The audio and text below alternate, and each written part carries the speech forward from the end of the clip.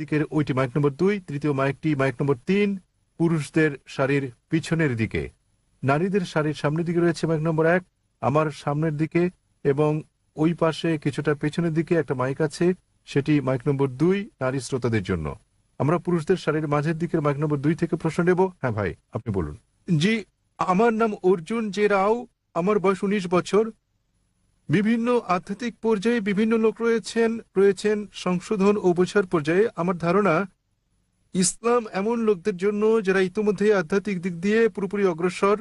সকলে ইসলামের শিক্ষা অর্থবহরূপে অনুসরণ করতে পারে না।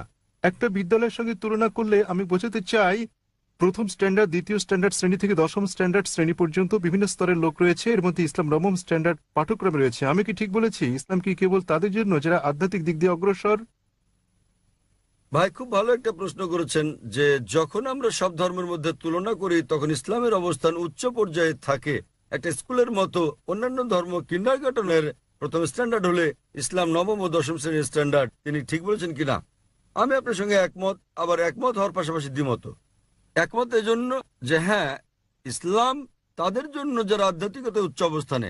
তবে তার অর্থ এই নয় যে যিনি আধ্যাত্মিকভাবে অগ্রসর নন তিনি ইসলামে দাখিল হতে পারবেন না। এর সঙ্গে আমি একমত নই। কেন? কারণ স্বাভাবিকভাবে যদি কেউ ভর্তি হয় স্কুলে, ইংলিশ মিডিয়াম স্কুলে যদি ভর্তি হয়, সে তাহলে প্রথমে কি শিখবে? সে এই ভাষার বর্ণমালা শিখবে। ধরুন সে স্কুলে ভর্তি হলো, তা একটা ইংলিশ মিডিয়াম স্কুল, নার্সারিতে সে শিখবে এ বি সি, ঠিক আছে?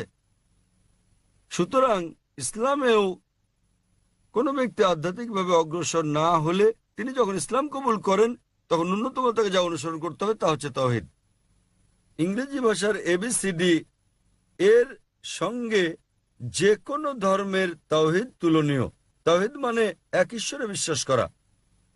সুতরাং এর আগে আমি যা বলেছিলাম, যখন আমাদের শিখ ভাই প্রশ্ন করেছিলেন ঈশ্বরের ধারণা সম্পর্কে, তখন আমি বলেছিলাম যে এটাই মৌলিক বিষয় এবং এই মৌলিক বিষয় প্রত্যেক ধর্মে আছে। তবে দুর্ভাগ্যজনকভাবে সেই সব মানুষ যারা ধর্মীয় নেতা, তারা চান না যে সাধারণ মানুষ তা মেনে চলুক, কারণ তারা এটা মেনে চললে ধর্মীয় নেতাদের কি হবে? সবাই যদি এক ঈশ্বরের উপাসনা শুরু করে তাহলে এইসব ধর্মীয় নেতা আর প্রয়োজন লাগবে না। ধর্মের ভয় দেখানোর জন্য কাউকে প্রয়োজন হবে না। অন্যান্য সকল ধর্মে ভীতি প্রদর্শনকারী পণ্ডিত, পুরোহিত, গুরুজনের প্রয়োজন থাকলেও এক্ষেত্রে আপনার ও স্রষ্টার মাঝে কেউ থাকছে না। সুতরাং সকল ধর্মের একটি মৌলিক বাণী যা আছে ইসলামে। তবে দুর্ভাগ্যজনকভাবে ধর্মীয় নেতারা তারা চান না যে তাদের অনুসারীরা এটা জেনে যাক। তারা তাদেরকে এ থেকে দূরে রাখতে চান, কারণ তারা যদি এক ঈশ্বরবাদী হয়ে যায় তাহলে তারা নিজের ইচ্ছাকে ঈশ্বরের কাছে সমর্পণ করবে, আর এর মানে তারা হয়ে যাবে মুসলিম, এবং এইসব মধ্যস্বত্বভোগীদের ব্যবসা বন্ধ হয়ে যাবে, ব্যবসা প্রতিষ্ঠানগুলো তাদের বন্ধ হবে। এটাই কারণ। অন্যথায় পরিমার্জন সত্ত্বেও অন্যান্য ধর্মগ্রন্থে এখনো সর্বশক্ত ঈশ্বরের একত্রের প্রমাণ মিলছে। এর মানে সর্বশক্ত ঈশ্বরের পক্ষ থেকে সব মানুষের জন্য একটা ধর্ম। কিন্তু কালের বিবর্তনে ধর্মগ্রন্থগুলো বিকৃত হতে থাকে। ধর্মগ্রন্থগুলো বিকৃত করা ছাড়াও এখনো চলছে দলাদলি, জালিয়াতি, দুরভিসন্ধি চলছে। অন্যান্য ধর্মীয় গ্রন্থগুলোর অবশিষ্টাংশ যাতে আপনারা দেখতে পাচ্ছেন এখনো তাওহীদের বাণী এক ঈশ্বর, মূর্তি পূজা নিষিদ্ধ, কেবল তাঁর ইবাদতের কথা। আরো পরস্পর বিরোধী মন্তব্য থাকতে পারে, তবে আপনি যদি সত্যের অনুসন্ধান করেন তাহলে দেখবেন আমি যা বলতে চাই। যখন থেকে আপনি বুঝলেন এক স্রষ্টা বিষয়টি, আগামীকাল আমি বিস্তারিত বলবো, তখন থেকে আপনার উপলব্ধি করতে হবে জীবনের উদ্দেশ্য কি। প্রত্যেক ধর্মের প্রত্যেকটি আধ্যাত্মিক বিষয়ের সূচনা, অর্থাৎ নার্সারি ও কিন্ডারগার্টেন হচ্ছে এক ঈশ্বরে বিশ্বাস স্থাপন করা এবং তিনি কেবল উপাসনার যোগ্য। সুতরাং কেউ আধ্যাত্মিক দিক দিয়ে অগ্রসর না হলেও যখন সে স্রষ্টাকে কৃতজ্ঞতা জানাতে চায় তখন নিজের ইচ্ছাকে সমর্পণ করে, এবং যখনই কেউ নিজের ইচ্ছাকে সমর্পণ করে তখন তাকে বলা হয় মুসলিম। আশা করি উত্তরটা পেয়েছেন। হ্যাঁ ভাই, আমি কর্ণাটকের হুবলি থেকে এসেছি। আমি ওষুধ বিপণন কোম্পানির ম্যানেজার। আমার প্রশ্ন হচ্ছে, মৃত ব্যক্তিরা কোথায় যায়, তাদের কি হয়? ধন্যবাদ। ভাই প্রশ্ন করলেন যে মৃত ব্যক্তিরা কোথায় এবং তাদের কি হয়েছে। আগের প্রশ্নের জবাবে আমি বলেছি যে আল্লাহ বলেছেন সূরা মুলক অধ্যায় নম্বর 67 আয়াত নম্বর 2, আল্লাযী খালাকাল মাউতা ওয়াল হায়াতা, অর্থাৎ সর্বশক্তিমান ঈশ্বর জীবন ও মৃত্যুর সৃষ্টি করেছেন তোমাদের মধ্যে কর্মে কে উত্তম তা পরীক্ষার জন্য। তাহলে এই জীবন পরকালের জন্য হচ্ছে পরীক্ষা। কোনো ব্যক্তি একবার মারা গেলে তার পরীক্ষা শেষ, পরীক্ষা ফিনিশ। তবে সকল মানুষের পরীক্ষার ফলাফল পৃথিবীর বুকে প্রথম মানুষ হযরত আদম আলাইহিস সালাম থেকে শুরু করে আমাদের সময় জীবিত সবার জীবন ধারণকারী শেষ মানুষটি পর্যন্ত সকলকে বিচার দিবসে পুনরুত্থিত করা হবে এবং একযোগে সবার পরীক্ষার ফলাফল প্রকাশ করা হবে। আপনি জানেন, একটা উদাহরণ দিচ্ছি, আমরা কিভাবে ভোট দেই। ভোট গ্রহণ করা হয় উত্তর ভারতে একটা তারিখে, দক্ষিণ ভারতে অন্য একটা তারিখে, পূর্ব ভারতে ভিন্ন একটা তারিখে, কিন্তু গণনা শুরু হয় একযোগে এবং ফলাফল ঘোষণা করা হয় একযোগে।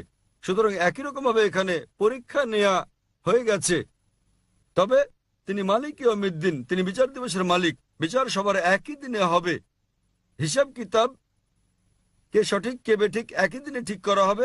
তারপর আপনার ভালো মন্দ কাজের উপর ভিত্তি করে আপনি সর্বশক্তিমান ঈশ্বরের আদেশ মান্য করেছেন কি না, তার ভিত্তিতে আপনি যাবেন বেহেশতে কিংবা দোজখে। তবে সকলকে পুনরুত্থিত করা হবে, যদিও বর্তমানে তারা সুপ্ত অবস্থায় আছেন। সুপ্ত অবস্থা মানে তারা মারা গেছেন, তবে তাদেরকে পুনরায় জীবিত করা হবে। সর্বশক্তিমান ঈশ্বর তাদেরকে পুনরায় জীবন দান করবেন। তাহলে সকল মানুষ পুনরুত্থিত হবে এবং শেষ বিচারের দিনে পবিত্র কোরআনে আল্লাহ বলেন যে একজন মানুষও সর্বশক্তিমান স্রষ্টার বিচারে আপত্তি জানাবে না। কারণ আমাদের অঙ্গ প্রত্যঙ্গ সাক্ষ্য দেবে, আমাদের চোখ সাক্ষ্য দেবে, আমাদের হাত সাক্ষ্য দেবে আমাদের কর্মের। এমনকি তারাও আপত্তি করবে না যাদেরকে নির্দেশ পালন না করার জন্য জাহান্নামে পাঠানো হবে। কোরআনে বলা হয়েছে তারা সর্বশক্তিমান স্রষ্টার বিচারে কোনো আপত্তি করবে না। তারা বলবে আমাদের আর একটা সুযোগ দাও, এবং সর্বশক্তিমান আল্লাহ বলবেন যে অনেক দেরি হয়ে গেছে, পরীক্ষার সময় শেষ। তাই বিচার দিবসে সকলকে পুনরুত্থিত করা হবে ভালো খারাপ কাজের উপর ভিত্তি করে। আপনি পাস বা ফেল করবেন, বেহেশত বা দোজখে যাবেন। আশা করি উত্তরটা পেয়েছেন।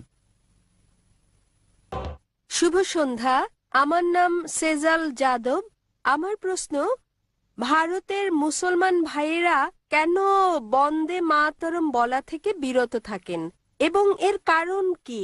আমি বলতে চাচ্ছি, বন্দে মাতরম ভারতের জাতীয়তাবাদকে বোঝায় এবং কোনো ধর্মীয় পরিচয় বহন করে না। বোন, আপনি কি গতকাল এই অনুষ্ঠানে ছিলেন? জি না স্যার। হ্যাঁ, কারণ গতকাল এক বোন এই প্রশ্নটাই করেছিলেন। তবে আপনি যেহেতু ছিলেন না, আমি আবার উত্তরটা দিচ্ছি।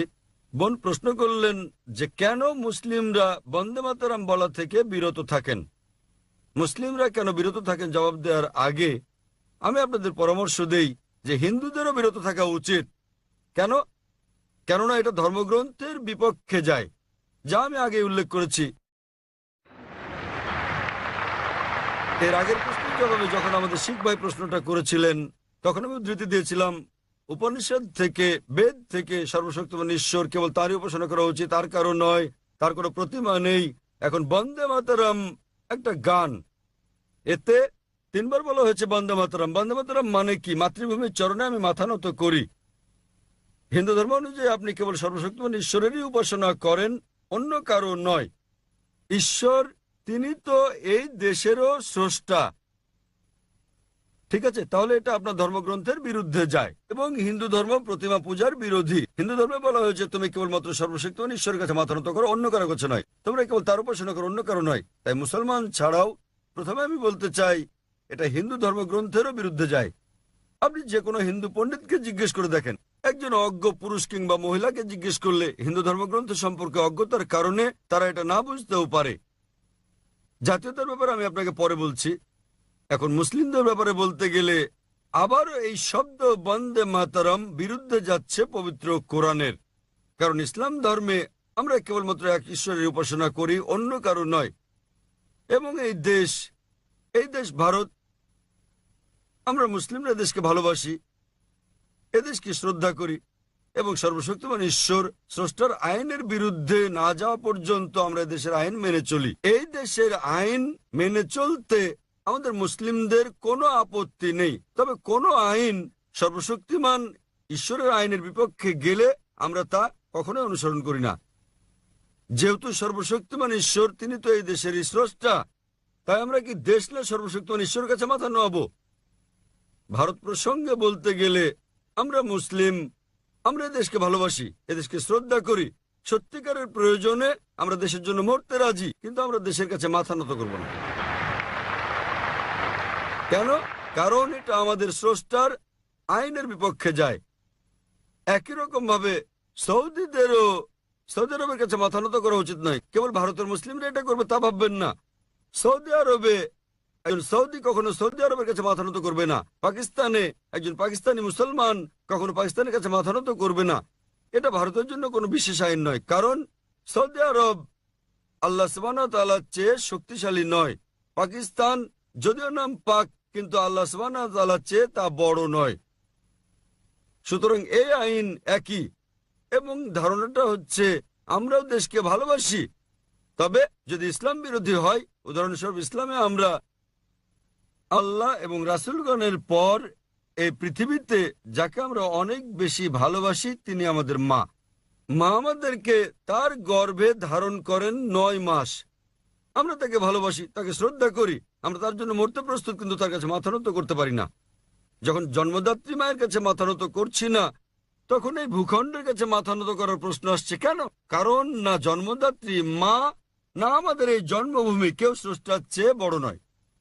অধিকন্তু সেখানে 12টি লাইন আছে বন্দে মাতরমে, 3 বার আছে বন্দে মাতরম, যা পরিপন্থী কোরআন এবং হাদিসের। অনুরূপভাবে দুর্গা ও লক্ষ্মীকে সর্বশক্তিমান ঈশ্বরের গুণাবলী আরোপ করা হয়েছে, যা সরাসরি বিরুদ্ধে যাচ্ছে ইসলাম ধর্মের। সে কারণে এটা ইসলাম পরিপন্থী, এটা ঈশ্বরকে খাটো করছে। তাই কেবল এই দেশের জন্য আমি আমার স্রষ্টাকে খাটো করব না, কিন্তু আমি দেশকে ভালোবাসি। এর মানে এই নয় যে আমি দেশকে ভালোবাসি না। এই গানটা কে রচনা করেছেন? বঙ্কিমচন্দ্র চট্টোপাধ্যায়।